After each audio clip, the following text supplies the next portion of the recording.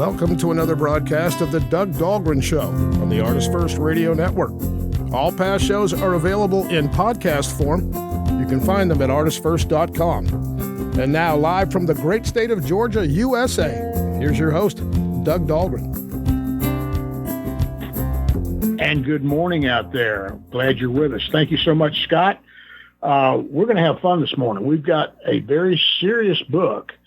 They say that sometimes reality outdoes fiction, and this is going to be a case of that. I write fiction. My name's Doug Dahlgren. I've got 9 fiction novels out there that I hope you're familiar with. If not, I beg you to look into them. They're on Amazon, and they're also on my website, dougdahlgren.com. But I write fiction. And it's hard sometimes to keep up with reality. And when you heard the story that we're going to bring you this morning, you're going to understand why that statement is so true. The city of North Providence, not unlike thousands of cities across this country, calls on from time to time its citizens for leadership. Now, if you've ever been close enough to the process or realized or even the results of the process, you may well know that those elected to serve start, most cases, 99%, they start with very high ideals and with their morals intact. Sadly, you may also understand that those intents too often give way, no matter who the chosen official, to other human frailties, such as greed, or in some cases even worse than that. You may recognize that the names of the city, the elected post, even the people involved really don't matter. Those parts are interchangeable in this system that we call freedom. One such naive upstart lived what can happen, and he stood up to it, and he paid a price. He also wrote a book. The author of 14 books, some historical, some religious, some true crime, put all of his talent and education into the story because it was important, and more so because he had lived it. The book is called Wired, and the author, Paul F. Caranci, is the author, and he is here with us. Good morning, Paul. How are you doing? I'm well, Doug. Thanks for having me on again, and good morning to you. Well, we appreciate you being back on the show, actually. Listeners will recall you, because it hasn't been that long, since you were here with your book, Ear Candy, that was co-written by Sammy Purcell. I asked you back then if you would come on to discuss this shocking true story of modern-day politics, and you said you would, so here we are. Can we get started right away with where is it you are from? I'm sorry, where is it that I'm from? Where? Right. Where? Okay. I'm from North Providence, Rhode Island, and I'm actually a third-generation resident from the same village of Centerdale in North Providence. My father and my grandmother before me were here, and now I have a son and a daughter who still live here. Actually, my daughter just moved out of the town, but my son still lives here and my grandson still lives here. So we're now 5 generations from the same village. People have heard of Providence, Ohio, or Rhode Island, beg your pardon, Providence, Rhode Island, but North Providence, now that's unto itself. How big a township or city, how big is that area population-wise? We are a small town of 5.2 square miles with 32,000 residents based on the last census. And it's very small, like the rest of Rhode Island, incestuous type city.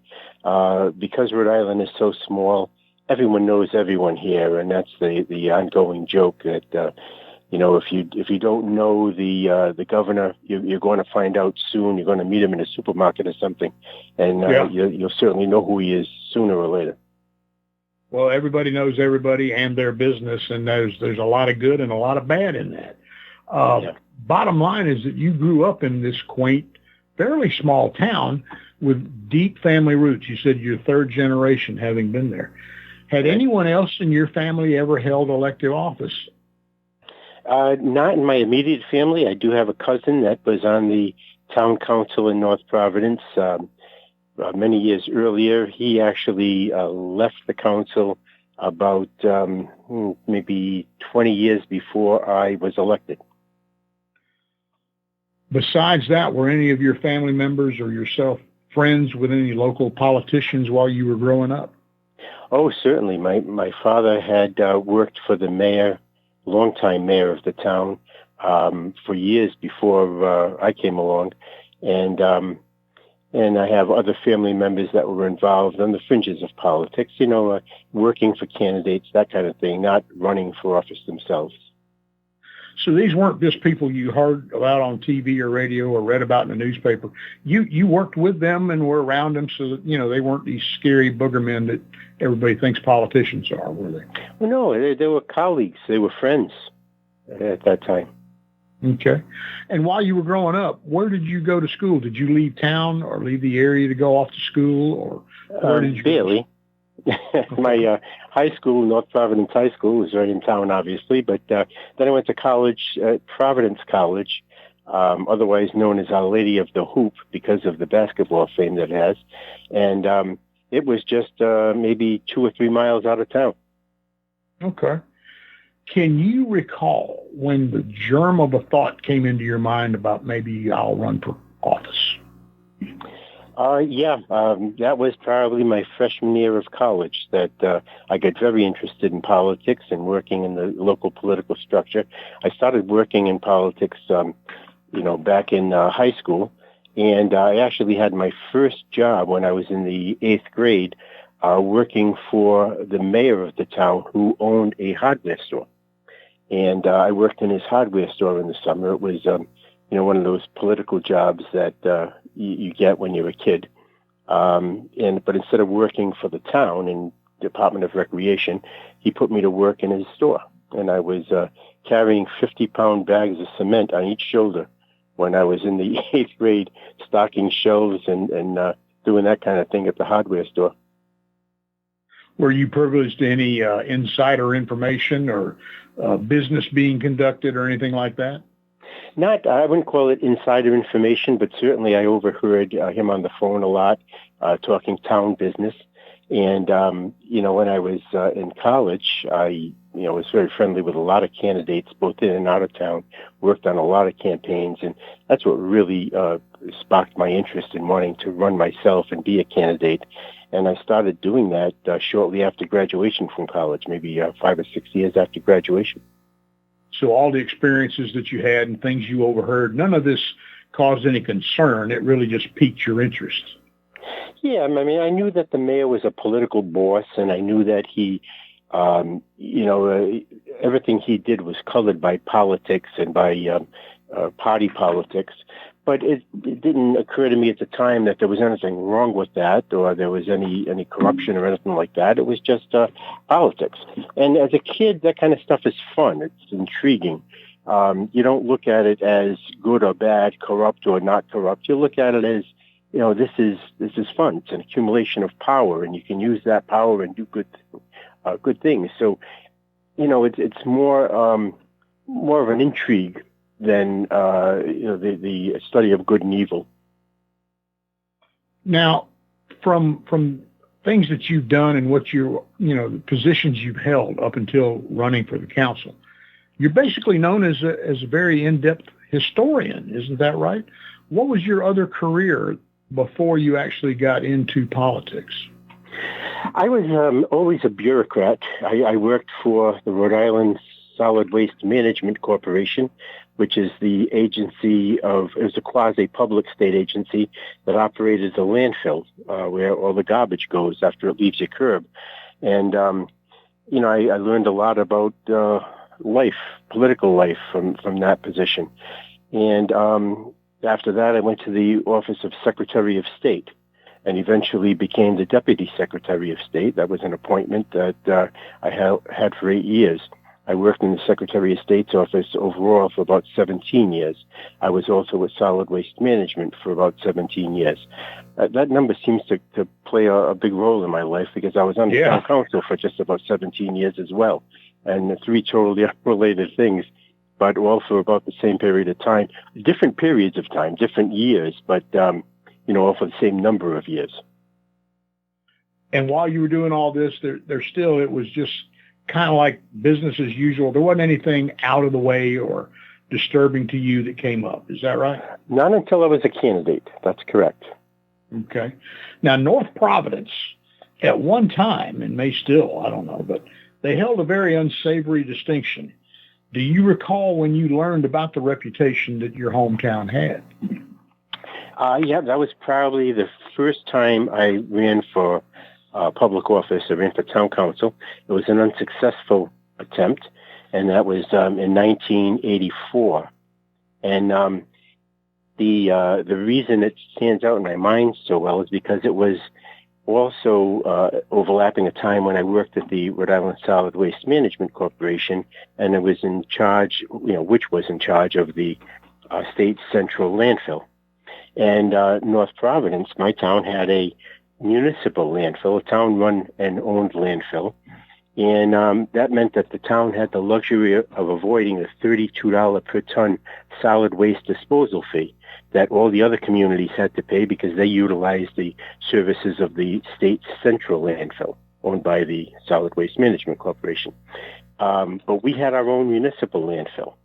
And clearly space in that landfill was a very valuable town resource and commodity because it saved us $32 a ton.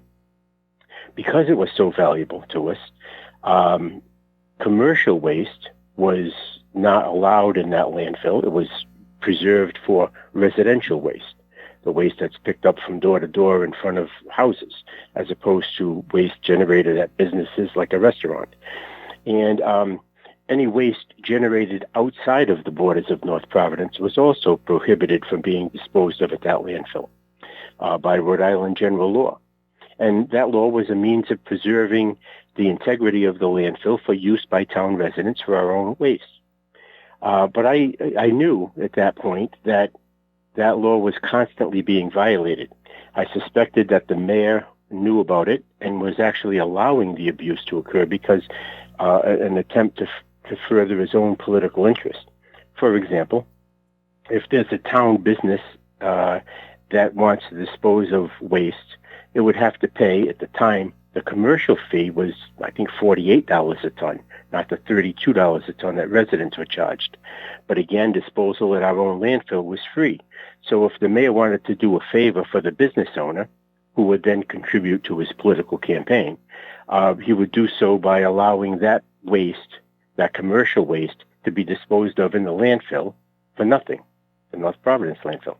And it took up valuable space that the residents could use, and when the landfill was full at capacity, then they would have to stop paying the $32 a ton. So filling up earlier with commercial waste wasn't a good thing. I knew what was going on because the trucks were easily recognizable, and I knew that from working at Solid Waste Management Corporation. There's a truck that's called a rear loader, where typically two men would get out, pick up the garbage at the curb, and throw it into the back of the truck. And every now and then the truck would compact it so more could fit in the truck. There was also a truck called a top loader, which is the kind that you would see pick up at a restaurant or some commercial establishment, where the truck picks up this huge dumpster container and brings it over the top of the truck and empties it into the truck. And the two could never be confused, a top loader and a rear loader. So when you see top loaders going into the North Providence landfill, you knew that they were holding commercial waste, not residential waste. So I knew that that was happening. I couldn't prove it. So in an attempt to prove it, I called a reporter, and I was a candidate now for town council, and that was going to be one of my issues in the campaign. So to prove that we were abusing the landfill, I called a reporter, asked him to meet me one morning where we could follow the commercial trucks to a commercial stop, watch it pick up commercial waste, and then follow it into the landfill and watch it illegally dump that waste at the town landfill. Unfortunately, that morning that we had planned to meet turned out to be bitterly cold. It was below zero and wind chill, and it was in February of 1984. So I got to the meeting spot, and the reporter never showed up. So I figured, well, I'll follow the truck anyway. I'll take some pictures of him, picking up commercial waste and dumping, and I'll share those with the reporter. So I did. I started to follow the truck. Unfortunately, in February in Rhode Island, it's dark that early in the morning. It was about 5:30 in the morning. And, you had lights on, and there were no other cars on the road. So the driver noticed that I was following him. And he, at one point on a very secluded street, stopped and got out of the club and got out of the car. He got out of his truck. I was in my car behind him, couldn't go anywhere. And he came over to the car and banged on my window with a club he was holding and was threatening to beat my brains out with it if I continued to follow him. So, at that point, I did what anybody in his right mind would do. I got out of there. Yeah. I couldn't prove that, anything was going on, and I lost that election. But around the same time, this is the interesting part, around the same time I was accusing the mayor of illegal dumping, this guy named Gelato Mastraccio, Sr. of Providence, and an accomplice of his, Joseph E. Olivo of Cranston, were involved, that's another city, were involved in a narcotics ring in the capital city of Providence. And Mastraccio knew that the police were closing in on him. He also believed that if he got caught, Olivo, his partner, would snitch on him and tell of previous crimes that the couple had committed together, thereby indicting Mastraccio. So Mastraccio was concerned about that. So eventually his paranoia got to him. And he, I think it was on Valentine's Day in 1984, and this is according to police reports, he executed Olivo with a gunshot blast to the head, and then two accomplices, and he cut up Olivo's body into pieces with a chainsaw and scattered the remains in dumpsters in the city of Providence, commercial dumpsters. About a month later, Olivo's shredded torso was unearthed by police who were digging in the North Providence landfill because they had gotten a tip that some of the body parts were there. Now, according to a report written by then Providence Journal reporter C.J. Shivers, who went on to work at the New York Times and win a Pulitzer for some of his stories on Vietnam, he wrote, and I'm going to read a quote here, that town officials and local engineers began asking a simple question. If the landfill accepted garbage only from the town, how did the contents of dumpsters from Providence, which included Olivo's remains, end up at the Smithfield Road site? That's where the North Providence landfill was. And by the time the story appeared in the paper, it was 11 years later, on July 25th, 1995. Mastraccio had already been arrested and charged with murder, convicted of murder. He was in jail. And a series of civil actions had actually forced the closure of the North Providence landfill. Now you bring you bring in initially the garbage, whether it's commercial or residential. To me, you don't know whether that reporter got a phone call from somebody, expressing that you might not want to go there, or whether it simply was the weather. But it's true. It's one of those benign things, in a way, that a lot of your residents would probably just give you that 12-mile stare when you tell them about it. Like, who cares? It's garbage. Exactly. They don't do the math. They don't add it all together. But now you throw and roll in murder and drugs. Now, this is starting to look like mob connections. Was there ever any hint of that, or was this all local? No. Mastraccio and Olivo were in the mob. They were not made members of the local mafia, but they were associates of made members. They were working for the mob, doing all this stuff. So did this get the hackles of the community up? Did people get concerned, or were they still just turning a blind eye? No, they were certainly concerned at that point, but at that point it was too late. By the time all this came out, 11 years later, the landfill was already closed, so it didn't matter anymore to residents. Yeah. And those guys were in jail, or Oliver was dead, and Mastraccio was already in jail for the murder. So At that point, it was just kind of an interesting or entertaining history, rather than, oh, we got to worry about, this because it's going to affect our pocketbook. It was too late to do anything about it. But it does show that even back in 1984, when I was on my first unsuccessful campaign, I was onto something real, and just nobody would pay attention to me or believe me at the time. Mm. Now, do you think that that's why North Providence was singled out in something that I can just see this? All the mobster movies, the Sopranos, all the things that we've seen always involves the garbage trucks, Yeah. That seems right. to be a universal deal there for corruption.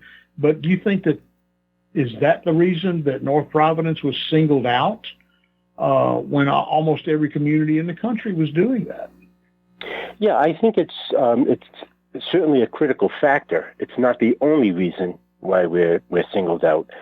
But, it certainly plays a role in it. And the word corruption, when people mention corruption, I'm just trying to justify your neighbors that turned their back on this or didn't get concerned. But, corruption is a big word. It's a heavy word.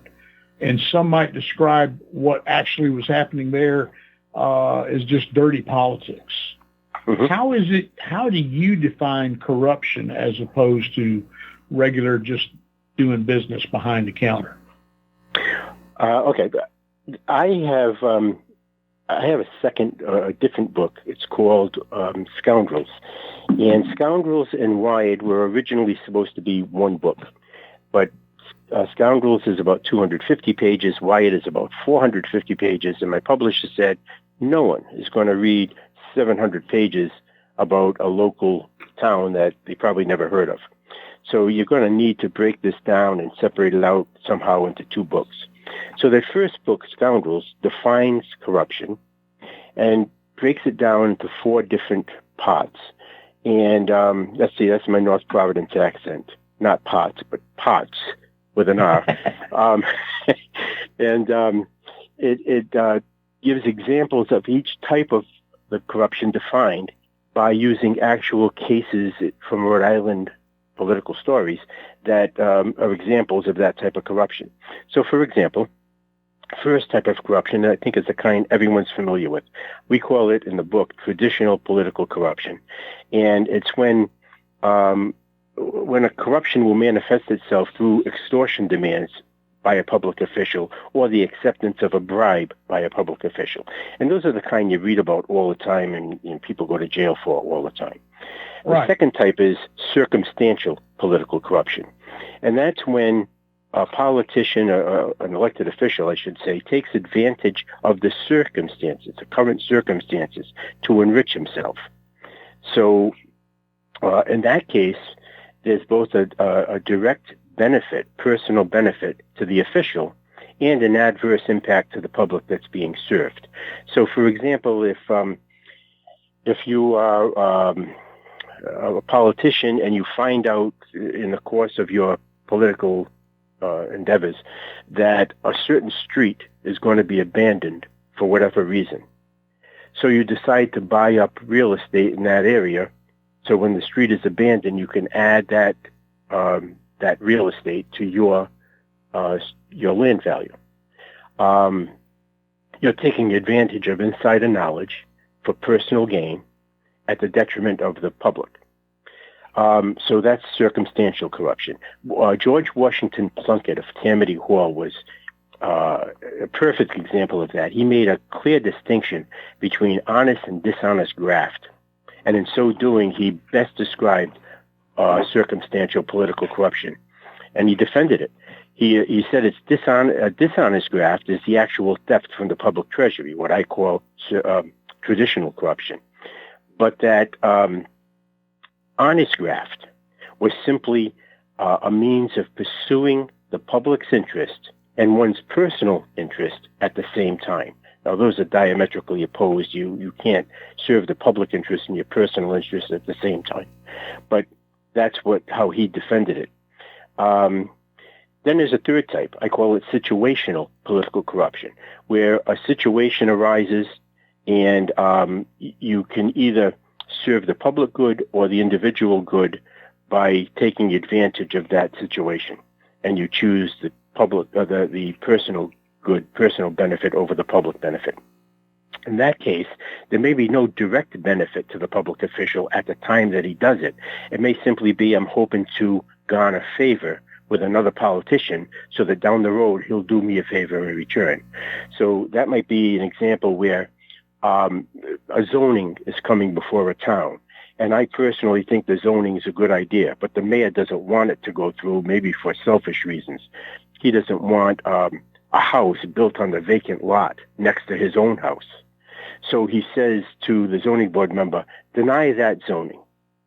Well, there's no good reason to deny it. I don't care, just deny it. And let the homeowner go to court if he wants to pursue it. And then we'll tie him up for years, and he will probably run out of money and just let it go. And the zoning board member says, oh, okay. The zoning board member isn't gaining anything financial by going along with that request, but he's hoping that if I go along with the request, the mayor owes me one. So down the road, when I want something done, I can go to the mayor and call in that chip and get it done. That is situational corruption. And then there's a fourth type of corruption that I go into, which isn't even important to go into right now. But a lot of people would look at those types of corruption and say, well, that's not corruption. You know, you're doing the mayor a favor. That's politics. Well, it's not politics if it hurts someone else, especially if it hurts someone that you were sworn to protect. So if I'm the councilman representing you, and you're the one making the request for a zone change or a zone variant so that you can build another bedroom onto your house because you're taking in your father-in-law who's advanced in age and he's coming to live with you, you now need a new bedroom. And the zoning board denies it because the mayor asked him to, not because he has any legal basis to deny it. That is hurting you. And I'm sworn to protect your interests as a town official, so that's corruption. So I define it in those ways. I use all of examples to show what I mean by it. And the reason why that information was going to be at the start of Wired is because when you get to some of the corruption that takes place in my book Wired, you might ask yourself, well, why is that in there? That's not really corruption. That's just politics. Well, if you read Scoundrels, the beginning of Wired first, you'll know that it is indeed corruption, and it's wrong, and it shouldn't have been done. Perceptions, how the citizenry looks upon it, and who's being hurt. You mentioned that. If you don't know the people who are being hurt financially, and yet your streets are clean, your street lights are on and shining bright, you're happy. Right. You're really not going to dig into it and try to get into things. Looking back on it all, do you think that North Providence was looked upon fairly, or were they given a pass historically? I think they were looked upon in the exact colored glasses that you just described. I'm happy with my tax rate, or I'm happy because my streets are repaved and don't have potholes. My garbage is picked up every week. So I'm not going to complain if a local politician goes off and tries to collect a bribe from some rich developer that's coming in to develop something. He's taking the money from the developer. It doesn't impact me, and I'm happy here. So I'm not going to worry about that kind of thing. On a larger scale, you just described the United States Senate. Yes, and every other government institution in the country. Listen, folks, we're going to get a little break in here. Folks, we are delighted to have Paul F. Caranci on with us this morning. We're talking about his book, Wired, and it is a huge volume talking the shocking true story of political corruption and the FBI informant who literally risked everything to expose it. And we have the man here with us. Again, my name's Doug Dahlgren. We're on the ArtistFirst Radio Network, and we're going to be back with more from Paul after these messages.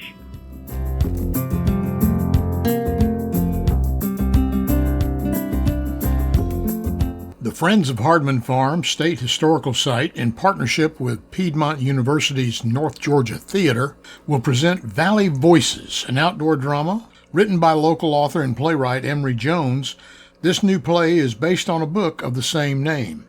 Valley Voices tells the story of families who lived, worked, and loved in Nahoochee Valley over 2 centuries.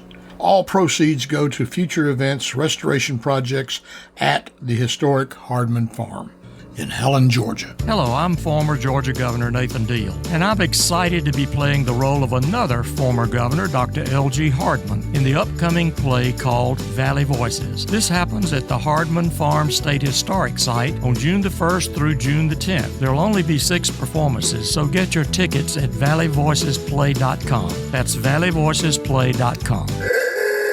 Yes, they tell me I'll be riding in a Model A Ford named Sarah. Imagine me playing a former governor.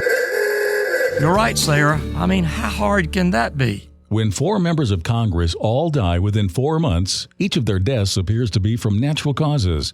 But when mysterious messages begin to appear in the form of quotations from long-dead revolutionary heroes, one reporter sets out to prove the existence of a serial killer. His search discovers dark secrets and an assassin shielded by people who need the very services that only he can provide. The Sun Silas Rising, a novel by Doug Dahlgren, on Kindle or paperback through Amazon.com. Thanks for joining us on the Doug Dahlgren Show on the ArtistFirst Radio Network. Doug is the author of 9 books, available everywhere good books are sold. Some titles are also available in audiobooks. To find out more, please visit DougDahlgren.com.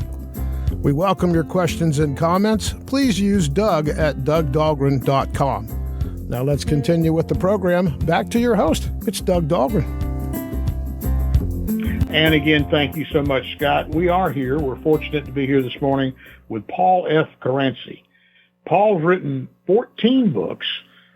Most of those really are true crime or historical novels about the church and other things like that. He's a historian.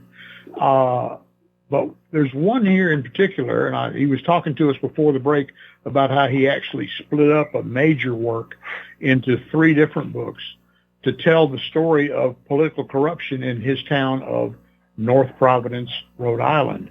Now, Paul, getting back into this thing a little bit, first of all, you have a website. I meant to bring that up. Where can people go to learn more about you and order your books? My website is www.paulcaranci, that's PaulCaranci.com, all one word. And all they need to know is there. And you're also listed on Amazon for the people that are still using that platform. That's correct. Is that right? Okay, yep. Very good. Now, look, getting back into this thing, you appear to be a lover of history, more so than the normal person out there. In fact, most of your writings are about that. And you're also the co-founder of a municipal heritage group, as well as a former director of the Rhode Island Heritage Harbor Museum and Rhode Island Heritage Hall of Fame. Those are not small jobs. That's pretty important stuff. Was anything in there that also kind of lured you towards politics? No, I was actually involved in politics before my appointments to those boards or founding the Municipal Heritage Group. It was probably my love of government and politics and history that led me to become involved in those things. So just the opposite, I guess. They didn't lead to my love of history. The love of history led to them. Okay, and wanting to get in there and make a difference. Yes. Okay. Now, when did you first start going to the local council meetings and really getting involved? Probably my freshman year of college, which was about 1973. It all started quite by accident. I met a candidate that was running for mayor of Providence who was campaigning on campus and shaking hands in the quad. And I shook his hand, started talking to him. His name was Frank Dahlgren. He lost his elections, 3 elections to running for mayor of Providence. He lost to Buddy Cianci, who became an infamous figure in his own right. And he went on to become a Superior Court judge in Rhode Island many years later. But he impressed me so much that I decided this is a man that I want to work for and do anything I can do to see him become mayor. A man of faith, integrity, honesty, a lot of experience serving on the council in Providence. And, those kind of people, I found out later, don't win. They're the ideologues that want to do the right thing. And because they want to do the right thing, they don't have the connections to the, kind of corrupt activities that tend to be able to donate heavily to campaigns. So they don't usually win. They were always the kind of people I was attracted to, though, and the kind of people that I wanted to support all the time. Now, you had a couple of unsuccessful runs in the 80s. In one of them, you described that it really gave you kind of a dire lesson in how serious this political game can be. Did anything else like that? We're talking about following the truck and having a guy beat on your window with a club. Yep. Did anything else like that happen, even up to when you became wired? Nothing of that magnitude other than the incident that is the subject of Wired. Nothing else, that dramatic. I mean, there were smaller lessons where we realized that, we don't want to go there. That's corrupt, and that's not an area we want to be. But nothing that I had any kind of immediate involvement with. Okay. Now, you were first elected to the city council successfully in 1994. Is that right? That's correct. Yes, in a special election, yes. Special election. What were the circumstances of the special election? Well, the person that held the council seat was also a vice principal at the North Providence High School. And he went on a class trip and was involved with some inappropriate activity with a senior girl, and was forced to resign his council seat and his vice principalship. Well, I'm glad I asked. Stuff like that. Just how in the world do we rid our society of that kind of stuff? I don't know. But anyway, back to the nitty gritty of things. So you get a special election and you get put in there to replace this character. The council in North Providence consists of 7 members. Is that right? That's correct. All right. Now, are these at-large posts, or are they specific areas that each member represents? North Providence has 3 council districts. There are 2 people elected from each district, and then 1 member that runs at large. Okay. So a total of 7, but 6 of those are actually representing certain blocks of people, certain neighborhoods. Is that right? That's correct. About 10, 11,000 people in each district and certain neighborhoods. Yeah. Were these districts that you had to live in, or were you just loyal to these folks because they were the ones you represented? No, you had to live in the district you ran in, still do today, and except for the at-large member who could live anywhere in town because he represented the whole town. Okay. Now, by the time you got there, you had witnessed enough coming up around the mayor and other things. You were aware that sometimes decisions were made under the counter, payoffs or kickbacks for issues that affected the council votes. Is that right? Absolutely. And I was still quite naive and very idealistic, despite having some knowledge of all of that kind of activity, yes. So you still had your lofty goals and things that you want to accomplish, right? I did. And I thought that, representing a town, I could accomplish some big things that would impact not just the people of our town, but the entire state. And I think ultimately I did. I was able to even pass some legislation that had an impact on the nation. Tell us about some of that. What did you accomplish that you had set out to do? Well, the very first thing I did was try to start each council meeting with a prayer. They do it in Congress, they do it in the state houses around the country, but for some reason, the council members must have thought that they didn't need prayer to actually start a meeting with thoughtful intentions. So I did that. I was able to establish a law that, it was a state law actually, that impacted the entire country, the portability of health care, the elimination of the pre-existing condition clause that went with your insurance policies.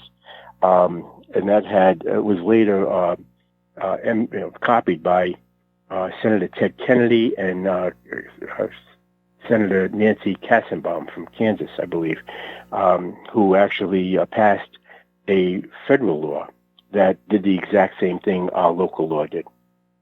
I instituted historic district zoning, home-based business allowances, expanded coverage for people with diabetes. We had a law that was so antiquated, not a law, but insurance coverage that was so antiquated in Rhode Island that if you suffered from diabetes, your insulin and your test strips and your meter to test your blood wasn't covered. But because you weren't in good control of your diabetes or didn't have any means of home management because that stuff wasn't covered and you needed a leg amputation, they would cover that. So it didn't make any sense, and we changed that. I enacted a law that specified where sexually oriented businesses could go. Before the law, they could be located next to a church, a playground, or daycare for kids. Now adult entertainment is what you're talking about. That's right. Now they're limited to certain districts in the town, which are far removed from any kind of residential interference. I passed a law that regulated or enforced a state law that prohibited the sale and use of tobacco products by children, especially on public property. I established a curbside recycling program. I established a land trust to preserve open space. I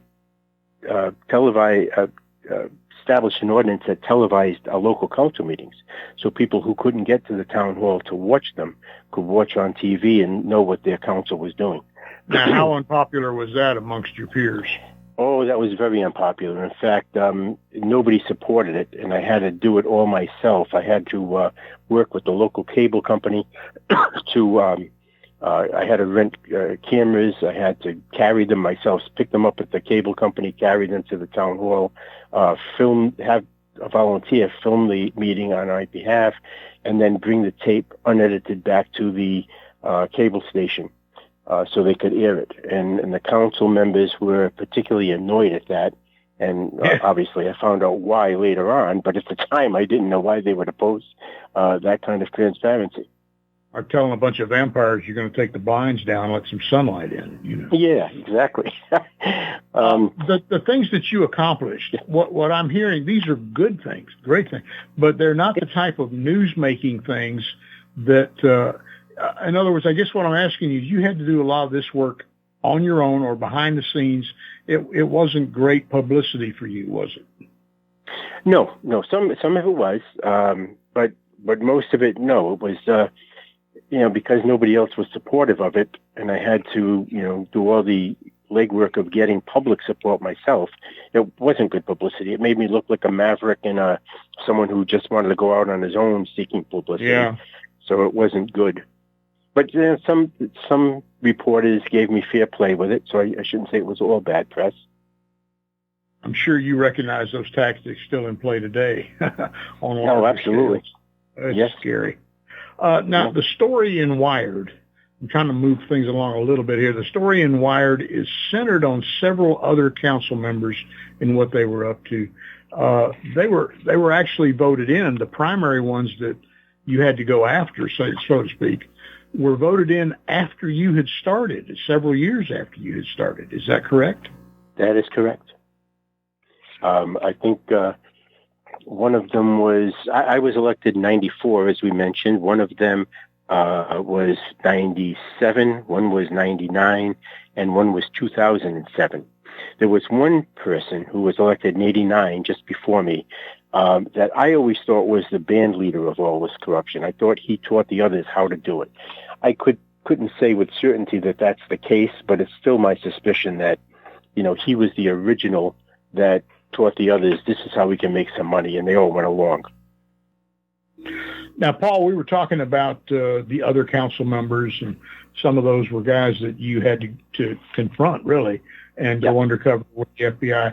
Would it be fair to say that some of the elections in North Providence were basically those akin to what we all experienced in high school, like beauty contests or popularity contests? Oh, absolutely, the popularity contest. It's always the person with the most name recognition or the most popular guy that's going to get the votes because more people know him than anyone else, so they trust him. That's how teachers are frequently elected to office and people in that kind of profession because they've come in contact with so many people over the years who are now voters, and everybody knows them and usually likes them. So unless they were secreting off someplace with a child underage or whatever. Oh, correct. Right. Of those directly related to the story in Wired, one of the newer council members had been really locally well known and was a popular high school football star. Is that right? That's correct. He was. That didn't hurt him, did it? No, not at all. And he comes from a family who was very prominent in town. They owned a restaurant in town, and the person's father had done some amazing things, and working and volunteering in town, and working behind the scenes to just improve the town and make it better. It was a wonderful family. For the first few years, he was really just another member of the council. But did he obviously carry more weight and power than the others because of his popularity? He did, and he was able to use that popularity to get elected council president. And as council president, he ran the council, so he could call up any things he wanted to call up, or deny to discuss any things he didn't want to discuss. Yeah, like being Speaker of the House, or similar to that, local level. Yeah. Exactly. What types of issues did the city council deal with during your tenure on the board? Well, a lot of mundane issues, noise control from commercial establishments, rezonings, street pavings, stop sign issues, speeding issues, that kind of thing. The typical council issues. Was there extortion or bribery to affect the votes? Was that an everyday occurrence, or was that something that stood out to you when it happened? It certainly stood out when it happened. I mean, there's certain things you can't ask for a bribe on. If a resident says, hey, I need a speed bump on my street because there's a lot of speeding here, well, you're not going to say to them, oh, sure, give me $50 and I'll put your speed bump in.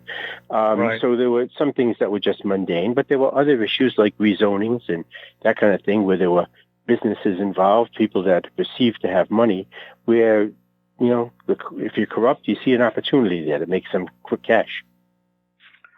Now, the folks that you served with together for nearly a decade, you guys all went together to several conferences, I'm sure, but there was one in particular, what was it, 2008? I guess the fall of 2008 somewhere, where you went to Orlando, and you happened to take you took your wife with you. That gathering kind of played a large role in what was to come just a little while later. Could you tell us a little bit about that conference and what happened?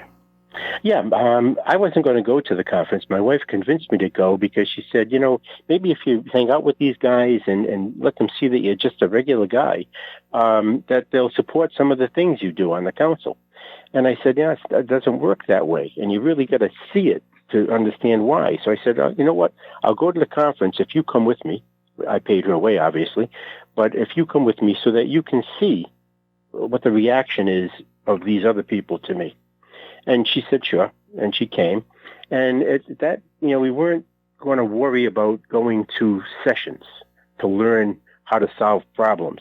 We were going to do what the others like to do, which was sightsee and things like that. So, just hang out with them. So one day we had dinner together as a group, and we were at P.F. Chang's restaurant in Orlando, and we had dinner there, and they were discussing, let's go out for drinks afterwards.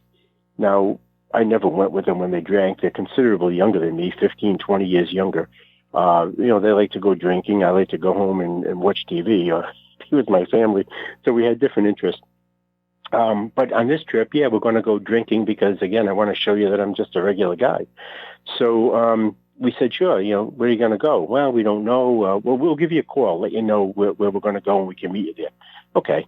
Well, they ditched me, and I never got the call. But they went to the Blue Heron. And the Blue Heron, they were having some drinks. And, they liked to drink, and they were young, and they could hold their liquor, but they certainly got talkative when they were drinking. And one of the councilmen stood up with the others, and I learned this from another councilman who was there.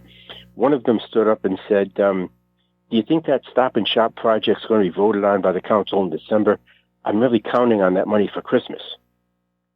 Wow. Well, that gave me it left no room for doubt that they were, getting bribes or kickbacks or something from that project. And in fact, the project wasn't a good one. It was going to be built on Mineral Spring Avenue, which is the second most traveled highway in the state. And there's always traffic backups. It was going to be built right across from the high school where there's frequently buses and coming in and out and a lot of cars coming in and out, already holding up traffic there.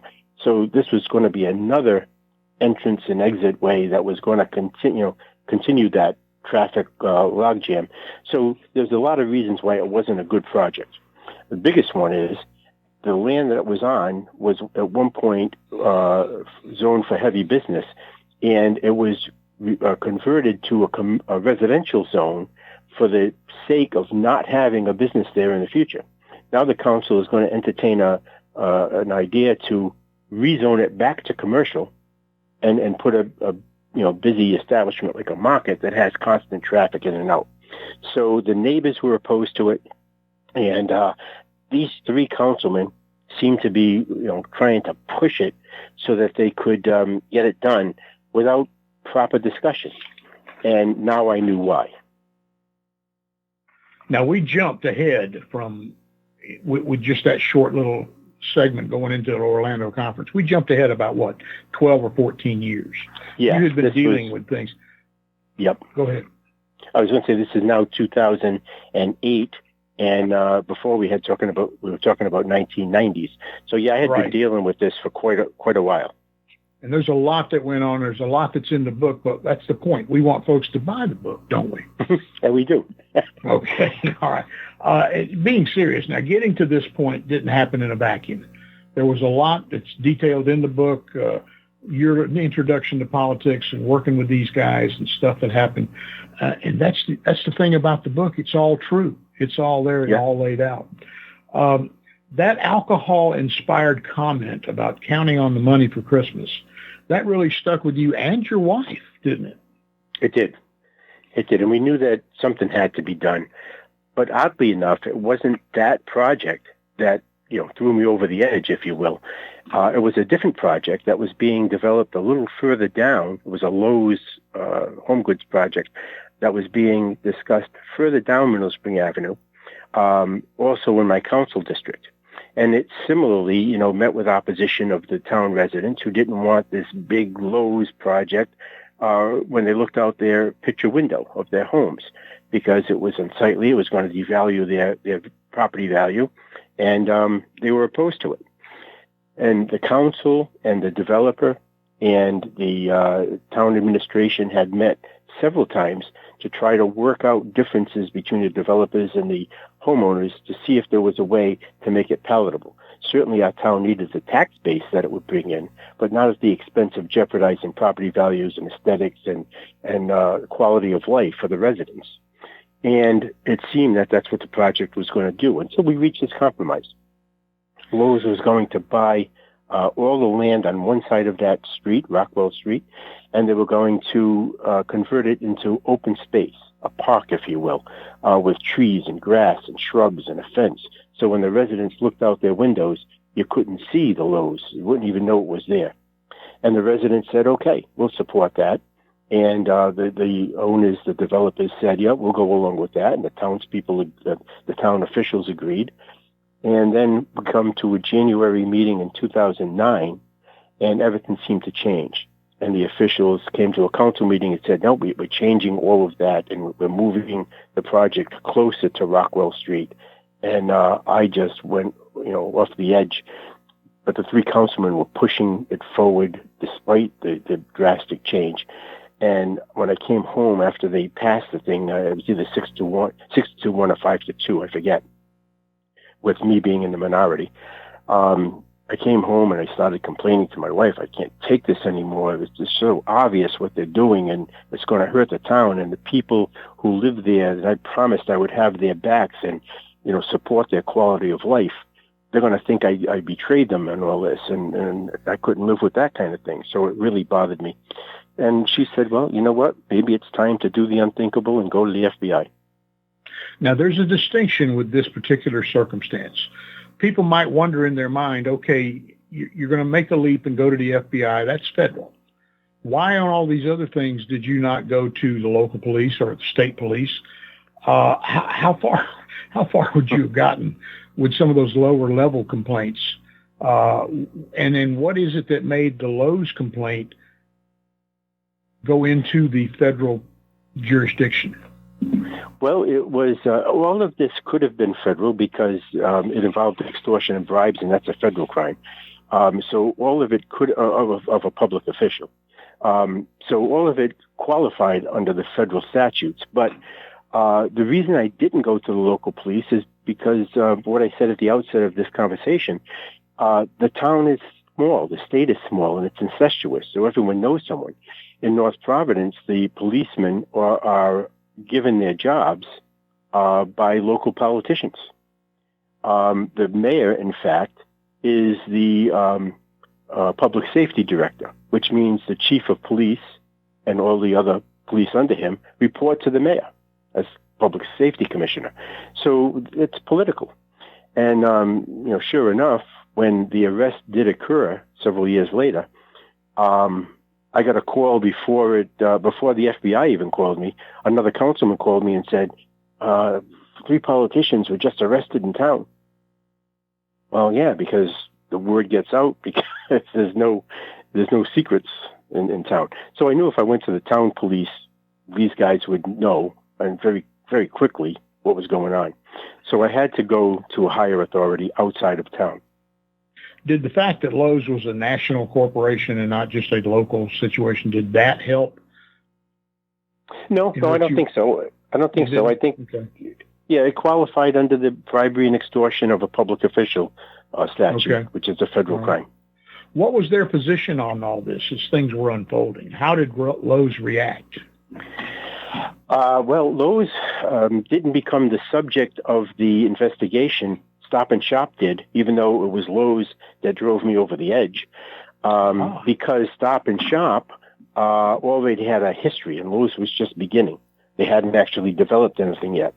So, and plus, I had that word that from that conference that there was probably bribe money being paid out on the Stop and Shop project. I didn't have that direct connection on the Lowe's project. So it was actually the Stop and Shop project that became the target or the focus of the investigation. For folks around the country, that's a grocery store chain, kind of like Winn-Dixie or Kroger or whatever. That's correct. Normally, we don't mention the names of folks when this is a true story and all this, but this guy's a hero. Who is Jim Pitcavage? Jim Pitcavage is the FBI handler that was involved with me in the case. There were several agents. I worked with about 5 or 6 of them over the course of the run. But he was the lead agent, and he was the one I reported to on a daily basis, usually twice a day. Once in the morning to pick up my recording device, once in the late evening to return the recording device so they could download the information into their files and then return the device to me clean. All right. What you did when you first started all this, got the ball rolling and going to the FBI, that was a major decision. It truly was. What was the hardest part about that? What was it that made you say, no, I know this is dangerous territory, but I've got to do this? Well, I was not going to get involved with that unless I had my wife's consent, because this is something that was going to affect her life as much as mine. For example, if I lost my job as a result of this, that would impact the family's finances, not just my finances. So I needed her on board, and she was. She was actually stronger than me throughout this whole thing. So, we discussed that night several things that would happen, and I knew that we both knew that if, because I'm Italian-American, and the Italians have this, sometimes weird obsession with loyalty, where you don't go to the police, you look the other way because, he's a friend of mine or because, whatever. You don't turn anybody in. You don't rat on someone, if you will. I knew that I would lose friends. I knew that there was a chance I could lose my job. I was Deputy Secretary of State at the time. I was making more money than I ever made in my career. And I knew that there were a lot of other consequences that might come along with this. People would hate me. People might vandalize my property or whatever. I'd be shunned. I'd be an outcast. I'd never get a job anywhere in Rhode Island again because everybody would know about it, not trust me. This is the kind of thing where people say, they pat you on the back and say, good job, you did the right thing, but don't work for me in case you decide to do it again. So I knew all those things could happen. We knew it was a potential. But my wife is the one who finally said, you know what? If, these people are out there getting bribes and kickbacks because they want to enhance their lifestyle. And if we're not going to do something about it, simply because if doing something is going to hurt our own quality of life, our own lifestyle, if we lose a job, lose money, we can't afford to maintain the same standard of living that we had at the moment. If that's the only reason we're not going to do something, then why are we any better than them? Why is it okay to look the other way just so you can keep your job? And when you think about it that way, when I thought about it that way, I said, you're absolutely right. And at that point, we knew that we had no choice. We knew we had to go to the FBI with it. From that point, when you were Jim and the FBI to go undercover, and this meant with a wire, you recorded conversations, phone calls, some videos. There's a 17-month jump that the book covers very well. And again, we're not going to be shy about it. We want you to buy the book and read what happened. But up to May 10th, 2010, was a 17-month jump from where you first really got your feet wet in this thing. What happened on that day? Well, I was in Baltimore, Maryland with my wife.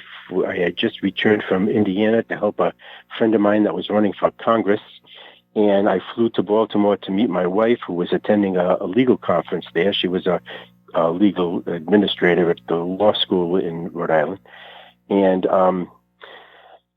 when I was there, the second night that I was there, got a phone call from first a counsel friend of mine who was a colleague and helped me expose some other corruption. But then from the FBI, from Jim Pickavage, saying, Paul, the 3 councilmen were just arrested. And you're probably going to get a lot of phone calls from reporters and whatnot. The information that came out doesn't name you, but it's going to be obvious by process of elimination that it was you. But if you don't confirm it, they can't really write about it using your name. And if you don't, confirm or deny anything or just don't talk to them, they really would have to be guessing. They wouldn't be able to confirm anything. So that's what we want you to do.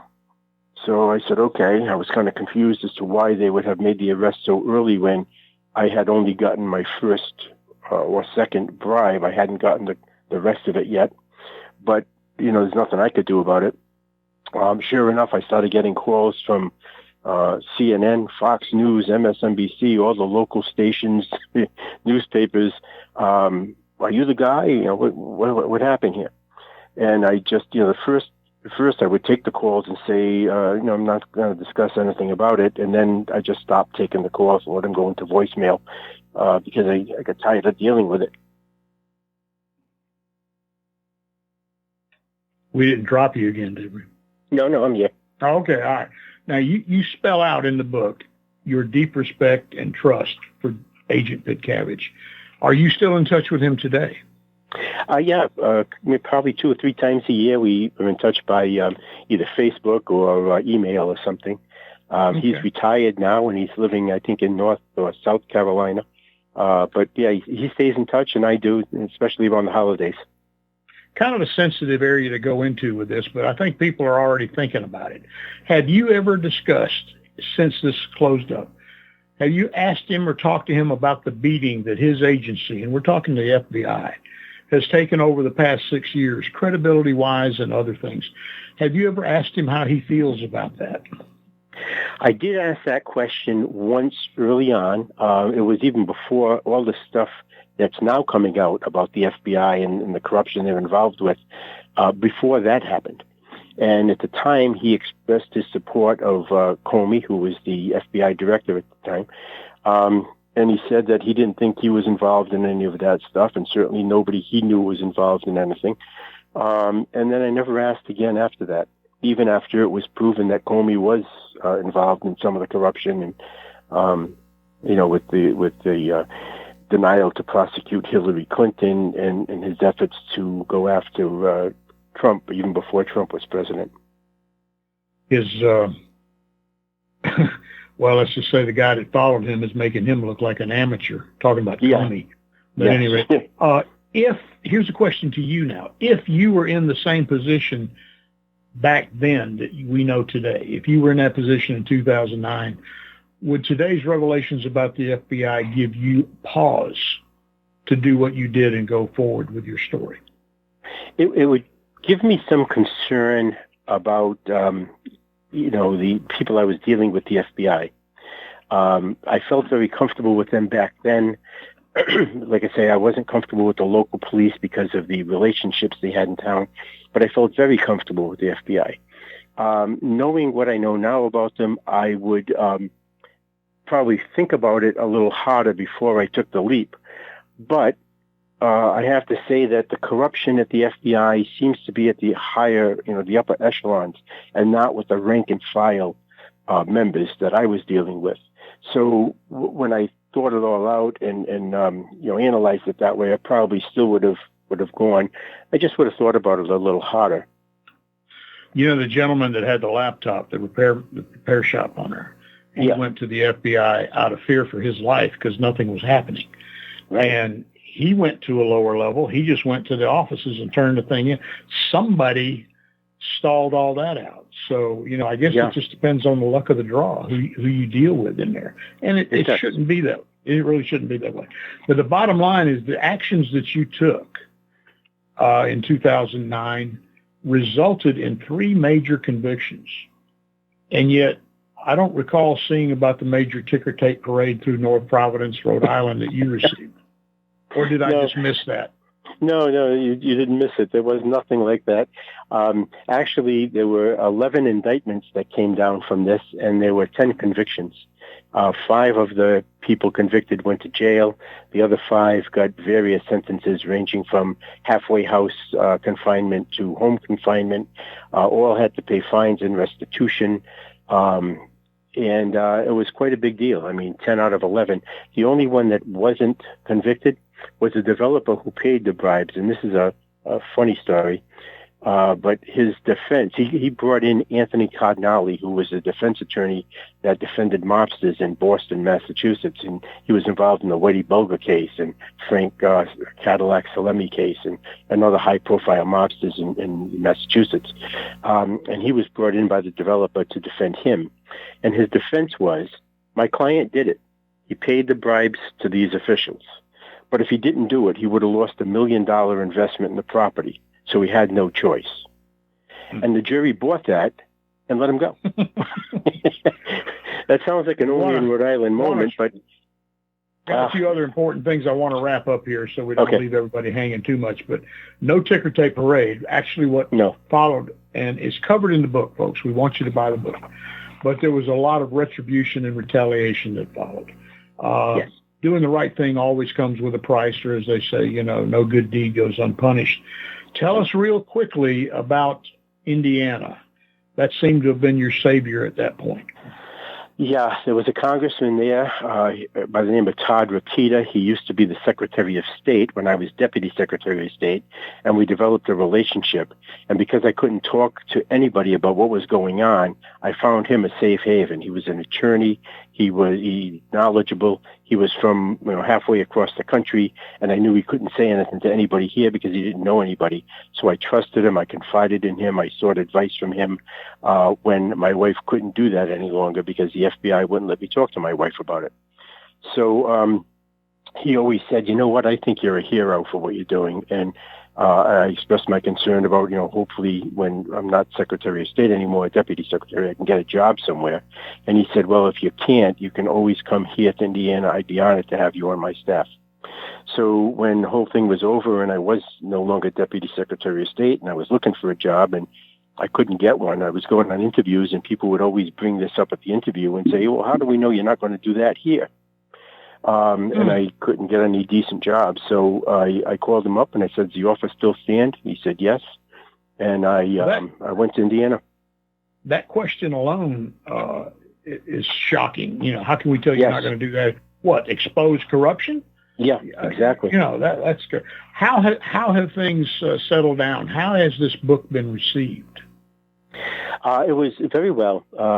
I think a lot of people are buying it not only as a corruption story, a true crime story, but they're buying it as almost like a primer on what to do and what not to do in public office. So I've gotten some great feedback on it. It sold a lot of copies. Still selling copies. This book was written in 2017 and is still selling well today.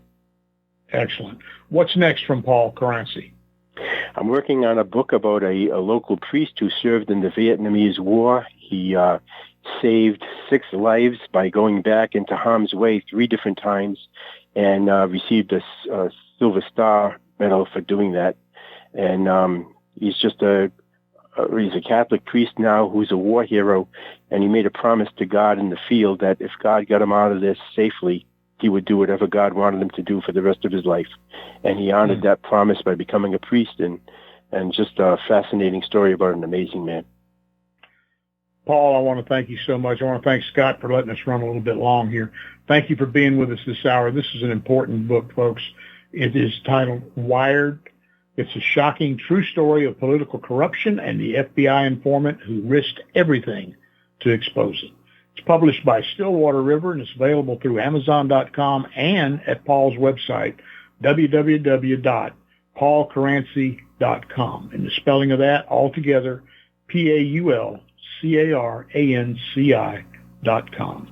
Paul, is there anything we left out right quick? Anything you need to bring forward that we didn't mention? No, I think you covered a lot of the important stuff, and I just want to say thank you again, Doug. It's always a pleasure working with you and talking to you, and I look forward to maybe another opportunity down the road. Hey, I hope so. You bring good material to us, and that's what makes good shows. Good guests make good shows. Thanks, listeners, for being out there. Thank you so much. That's it for this week. Again, I am Doug Dahlgren, and for myself, my guest today, Paul Caranci, and for our station owner, Scott, the Z-Man up in Ohio. We all want to say take care of yourselves and each other. Read a book. If it's not one of Paul's, maybe you'll choose one of mine. And I'll see you all again in 167 hours. Take care now.